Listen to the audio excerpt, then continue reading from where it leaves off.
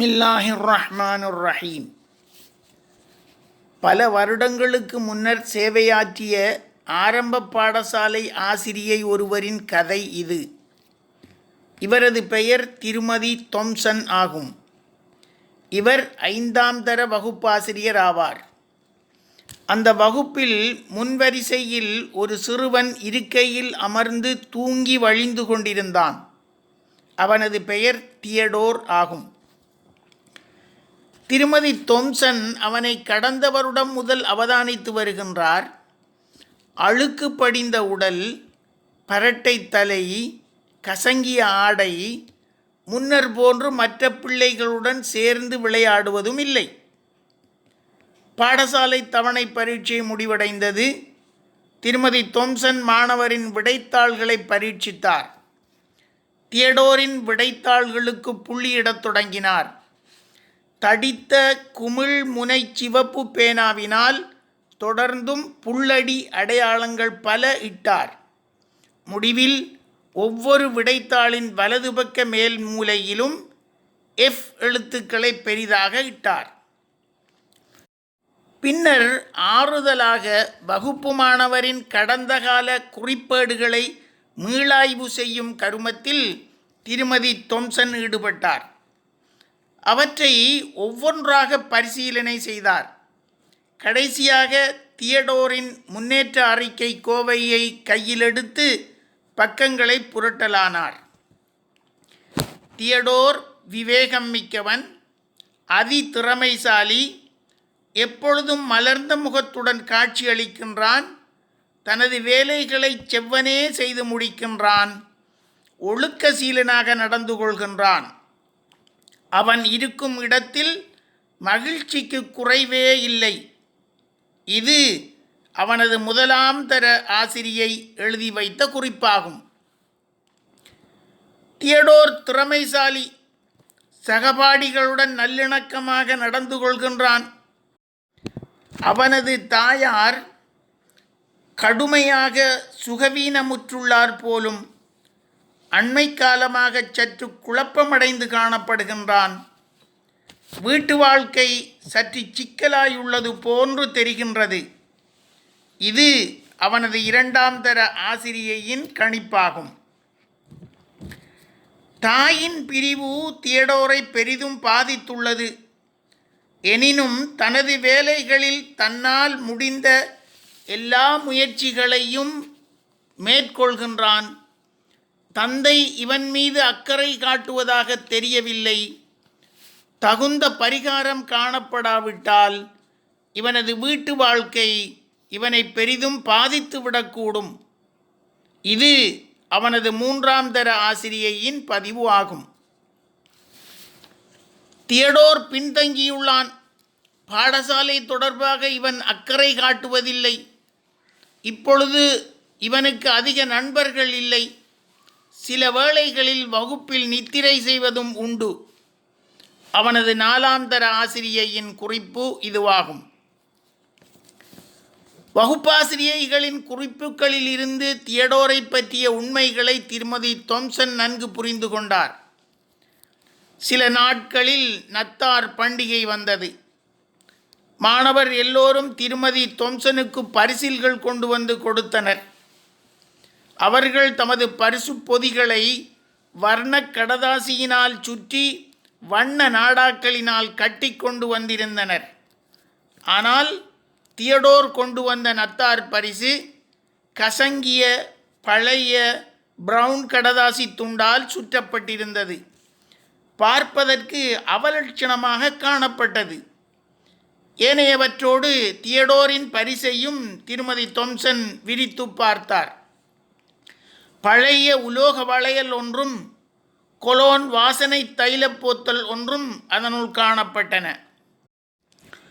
போலிக்கற்கள் பதிக்கப்பட்ட அந்த வளையலில் இடையிடையே சில கற்கள் மட்டுமே இருந்தன. தைலப்போத்தலில் கால்வாசி அளவு மட்டுமே தைலம் இருந்தது. இதனை கண்ட பிள்ளைகள் தியடோரை பார்த்து ஏளனமாக சிரித்து கேலி செய்யத் தொடங்கினர். அவர்களை அமைதிப்படுத்திய திருமதி தொம்சன், இந்த வளையல் வடிவாக இருக்கின்றது, எனக்கு நன்றாக பிடித்து கொண்டது என கூறி தனது கையில் அணிந்து கொண்டார். தைலத்தின் வாசனையை முகர்ந்து பார்த்த அவர் ரம்யமான மனம் என்று கூறியவாறே தனது புறங்கையிலும் ஆடையிலும் தடவிக்கொண்டார். வகுப்பெங்கும் நறுமணம் பரவியது. அன்று பாடசாலை முடிந்த பின்னர் எல்லா மாணவர்களும் வகுப்பை விட்டு வெளியேறும் வரை காத்திருந்த தியடோர் தனது ஆசிரியையிடம் நெருங்கி, திருமதி தொம்சன், இன்று நீங்கள் எனது தாயைப் போன்றே வாசனையாக இருக்கின்றீர்கள் என்று கூறிவிட்டு வெளியேறினான். அவனது கண்கள் பனித்திருப்பதை ஆசிரியர் அவதானிக்க தவறவில்லை. அவன் சென்ற பின்னர் அவர் நீண்ட நேரம் வரை தனியே அமர்ந்து கண்ணீர் வடித்தார். மறுநாள் தொடக்கம் தியடோர் தொடர்பாக திருமதி தொம்சன் விசேட கவனம் செலுத்தினார். அவனுடன் சேர்ந்து செயலாற்றத் தொடங்கினார். அவன் புத்துணர்வு பெற்று தேறி வருவதை அவர் அவதானித்தார். அவர் தூண்டும் போதெல்லாம் அவன் சிறப்பான துலங்கலை காட்டினான். அவ்வருட இறுதியில் தியடோர் வகுப்பில் சிறந்த மாணவர்களுள் ஒருவனாக திகழ்ந்தான். தியடோர் வகுப்பேற்றம் செய்யப்பட்டான். ஒரு வருடத்தின் பின்னர் திருமதி தொம்சனின் மேசை மீது ஒரு சிறு கடிதம் காணப்பட்டது. அதில் தியடோர் ஒரே ஒரு வாக்கியத்தை மட்டும் எழுதியிருந்தான்: எனது வாழ்க்கையில் நான் சந்தித்த மிகச்சிறந்த ஆசிரியை நீங்கள்தான். இப்படிக்கு தியடோர். காலம் கடந்தது. 6 வருடங்களின் பின்னர் தியடோரின் 2வது காகிதம் திருமதி தொம்சனுக்கு கிடைத்தது. அதில் அவன் எழுதியிருந்ததாவது: இவ்வருடம் நான் எனது கல்லூரி படிப்பை முடித்து விட்டேன். வகுப்பில் 3ஆம் இடத்தை பெற்றுள்ளேன். எனது வாழ்க்கையில் நான் சந்தித்த மிகச்சிறந்த ஆசிரியை நீங்கள்தான். இங்ஙனம் தியடோர். மேலும் 4 ஆண்டுகளின் பின்னர் தியடோரின் 3வது தபால் திருமதி தொம்சனை வந்தடைந்தது. அதில் அவன் கூறியிருந்தது இதுதான்: பல்வேறு சிரமங்களுக்கு மத்தியில் உயர்கல்வியை தொடர்கின்றேன். விரைவில் சிறப்பு பட்டதாரியாக தேற உள்ளேன். எனது வாழ்க்கையில் நான் சந்தித்த மிகச்சிறந்த ஆசிரியை நீங்கள்தான். இவ்வண்ணம் தியடோர். இன்னும் 4 வருடம் கழித்த பின்னர் திருமதி தொம்சனுக்கு மற்றும் ஒரு கடிதம் கிடைத்தது. இளமானி சிறப்பு பட்டம் பெற்ற பின்னர் தொடர்ந்தும் படிக்க முடிவு செய்தேன். எனது வாழ்க்கையில் நான் சந்தித்த மிகச்சிறந்த ஆசிரியை நீங்கள்தான். இப்படிக்கு கலாநிதி தியடோர் என்று அக்கடிதத்தில் குறிப்பிடப்பட்டிருந்தது. சில மாதங்களின் பின்னர் கலாநிதி தியடோரினால் திருமதி தொம்சனுக்கு மற்றொரு கடிதம் அனுப்பப்பட்டிருந்தது. அதில் தியடோர் குறிப்பிட்டிருந்ததாவது: நான் ஒரு யுவதியை விரும்புகின்றேன். அவளையே மணமுடிக்க தீர்மானித்துள்ளேன். சில வருடங்களுக்கு முன்னர் எனது தந்தை இறந்து விட்டார். திருமண தினத்தன்று மணமகனின் தாய்க்கென்று ஒதுக்கப்படும் விசேட ஆசனத்தில் தாங்கள் வந்து அமர வேண்டும் என வேண்டுகின்றேன். திருமதி தொம்சன் அழைப்பை ஏற்றுக்கொண்டார். வைபவத்தில் கலந்து மணமகனின் தாயாரின் இருக்கையை அலங்கரிக்க முடிவு செய்தார். இடையிடையே கல் விழுந்த தியடோர் நத்தார் பரிசாக கொடுத்த வளையலை அணிந்து கொண்டார். தியடோரின் தாயார் பூசிய வாசனை தைலத்தில் எஞ்சியிருந்ததை தடவிக்கொண்டார். மண்டபத்துக்கு சென்று விசேட இருக்கையில் அமர்ந்து கொண்டார். திருமண மேடையில் இருவரும் சந்தித்து கொண்டனர். அப்பொழுது தியடோர், நன்றி திருமதி தொம்சன், என் மீது நம்பிக்கை வைத்த உங்களுக்கு நன்றி.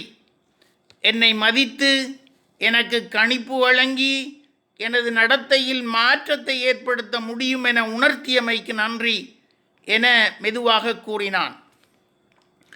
திருமதி தொம்சன் விழிகளில் நீர் மல்க, அப்படியல்ல தியடோர், என்னால் மாணவரின் நடத்தையில் மாற்றம் ஏற்படுத்த முடியும் என எனக்கு கற்பித்தவர் நீங்கள்தான். உங்களை சந்தித்த பின்னர்தான் எப்படி கற்பிக்க வேண்டும் என்பதை நான் கற்றுக்கொண்டேன் என பதில் கூறினார். முன்னொரு போது இணையத்திலிருந்து பெறப்பட்ட இக்கதையில் ஆசிரியர்களுக்கு பல்வேறு படிப்பினைகள் உண்டு. அவையாவன: 1. மாணவரின் உள்ளார்ந்த திறமைகளை இனங்கண்டு வெளிக்கொணரல். 2. தனியாள் வேறுபாடுகளை அறிந்து மாணவரை தூண்டுதல். 3. வகுப்பாசிரியர் வகுப்பு மாணவரின் தனிநபர் கோவை ஒன்றை நிர்வகித்தல். 4. மாணவரின் நடத்தை கோலங்கள் அவ்வப்போது பதிவு செய்யப்படல். 5. தேவையான போது தனிநபர் கோவை பரிசீலிக்கப்படல். 6. வருட இறுதியில் அடுத்த வகுப்பாசிரியரிடம் கோவையை கையளித்தல் என்பனவாகும்.